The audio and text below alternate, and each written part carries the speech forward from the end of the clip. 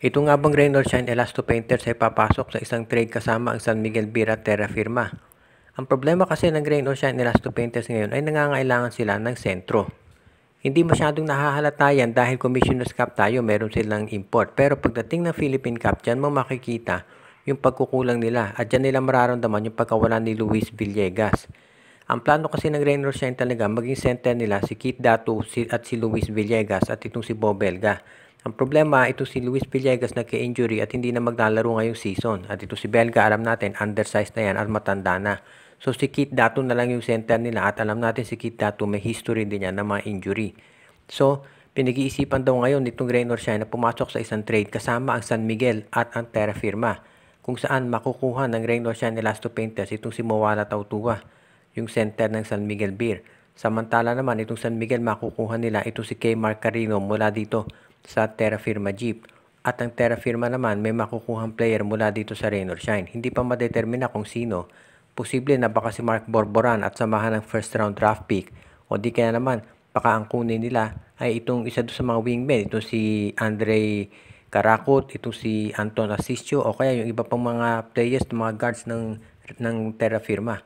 Ibig sabihin, hindi pa nadedetermina kung sino maibibigay sa Terra Firma pero mukhang isang wingman ng ROS o kaya isang power forward ang ibibigay ni Coach Yeng Giao. Sa panig ng San Miguel Beer, kung makuha nila si kay Mark Carino, yan na talaga ang pinakamagandang backup para dito kay Junmar dahil sa height nito na 6'8 at siya ay isang rim protector.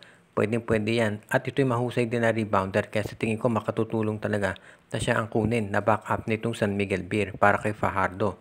Kapag yan nangyari, magiging maganda rotation ng SMB. At hindi naman malulugi rin o siya dito kung si Mawala Tautua ang makuha nila na sentro dahil to ay meron ding outside scoring.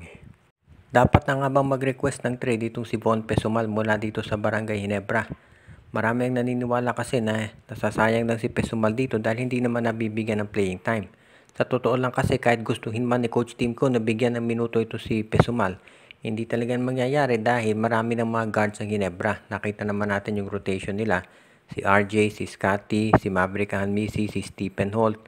Plus of course kung baka babalik pa ito si Jeremiah Gray, yan pa problema. Nandiyan pa si Nards Pinto. Kaya ibig sabihin marami talagang mga guards itong Barangay Ginebra at yan ang dahilan kung ba't hindi nabibigyan ng minuto si Von Pesumal. Kaya ngayon, kung ikaw si Pesumal, kaysa naman masayang yung career mo dyan sa bench, pwede kang mag-request ng trade sa ibang koponan para doon mabigyan ka ng minuto. For example, pwede siya dito sa Terra Firma o Northport. Dahil dyan, mabibigyan talaga ng minuto si Von at mapapakita niya kung ano ang kaya niyang gawin. Ang tanong na lamang ay kung papayag ang Ginebra at kung sino magiging kapalit. Sa ngayon kasi dahil halos hindi nagagamit si Pesumal, mababa ang trade value nito sigurado. Pero hindi naman siguro maghahanap ang Ginebra ng star player na ipapalit dito kay Pesumal dahil alam naman nila na mababa nga ang value niya.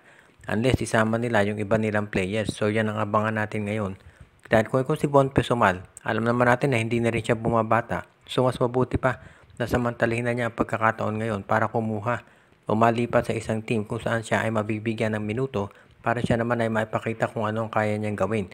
Dahil ito si Pesumal, kilala naman talaga na scorer at pwede siya doon sa team na kulang talaga sa offensive scorers.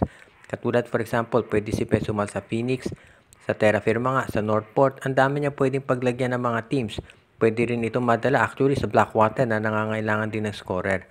Kaya sa tingin ko itong Barangay Ginebra, makabubuti naman na pakawalan na si Pesumal. Total hindi naman nila ito nagagamit talaga.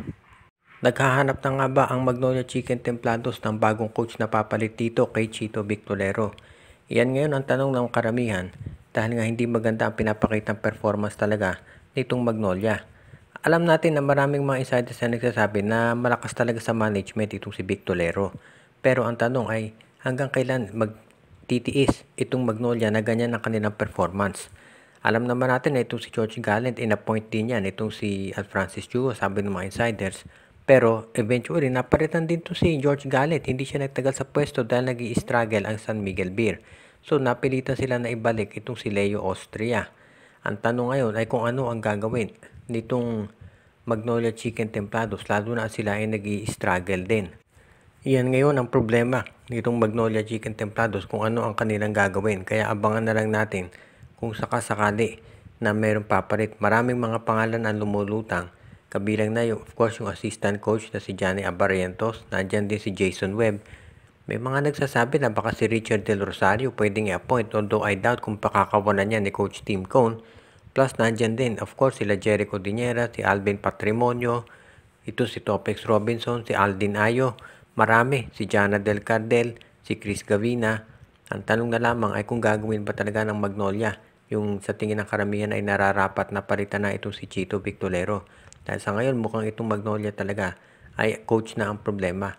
Kasi nakita naman natin maganda nilalaro ng mga local players nila. Wala na tayong mahihiling pa dito sa pinapakita ng kanilang import na si Ricardo Ratcliffe. Kaya sa ngayon, mukhang ang problema talaga ayon dito sa mga observers at insiders ay ito talagang local itong coach talaga ng Magnolia. At siya na dapat ang palitan ngayon dahil dyan nagkakaroon ng problema itong Magnolia kaya hindi sila nananalo at nandito sa near bottom ng standings. Isa na nga ba talagang legitimate title contender ngayon itong Converge Fiber XS? Nakita na natin na lumalabas na yung talagang laro at kayang gawin itong si Justin Baltasar na pinakita niya kontra dito sa Meralco Bolts. At of course, nangunguna ngayon sa scoring dito sa mga local si Jordan Heading at of course, nandiyan pa si Alex Stockton, si Shawnee Winston at si Justin Arana. So parang yan ang naging big four nitong Converge Fiber XS. At sila ngayon ang nangunguna para dito sa Batang Koponan. Ang advantage kasi ng Converge, bata pa yung mga player nila at nakita naman natin na may potential talaga. At nagawa nila to bilang isang independent team. Ibig sabihin, walang mga lopsided na farm trades na ginawa para mabuo ang koponan ng Converge. At yan ang dahilan kung bakit sila ay nagiging isa na sa mga pinakapopular na team ngayon dito sa PBA. At marami nga nagsasabi na ang Converge ay may potential talaga na maging isang Alaska Aces, yung team na kanilang binili. Alam naman natin na ang Alaska isa sa pinaka-successful na koponan sa kasaysayan ng PBA at ito'y nagawa nila bilang isang independent team. Hindi katulad ng SMC at MVP Group na gumagamit ng mga farm teams katulad ng Blackwater, Terra Firma at Northport Batang Pier. Kaya sa ngayon, marami na niniwala talaga na ang Converge ang importante dito ay ipanatili nila na buo yung kanilang line-up. At kung yan ay gagawin nila, malaki ang tsansa na sila talaga ay maging isa sa mga teams na magko-content para dito sa kampyonato sa Commissioner's Cup. Magiging maganda sa PBA kung may independent team talaga na manalo. Kaya abangan na lang natin kung ito yung mangyayari talaga. Dahil syempre, nandiyan pa rin ang SMC at MVP Group na alam naman natin ay ready na gumawa talaga ng paraan para sila ay manalo. Kaya ngayon, abangan natin kung ano magiging response ng Converge dito. As it is, ang importante para dito kay Justin Baltasar ay continue niya yung kanyang magandang nilalaro para dito sa Fiber XS para masiguro na magiging isa pa rin sila sa mga top teams pagdating ng playoff. Shout out kay Joseph Pineda, Joshua Giray, Espejo at Rosales family, Jonel Alagon at Celino Valles family, RG Bueno at Dalina family, Edwin Carmona Jr., Ireneo Salangsang, Katsakino Ducusin, Dalmacio de Guzman, Malyari Mascariñas, Michael D., Enju, Dexter Domer, Alicia Garcia, at binabati din natin si Anthony Alon family, pati na rin ang iba pa nating mga taga-subaybay katulad ni Jonel Alagon at Celino Valles family.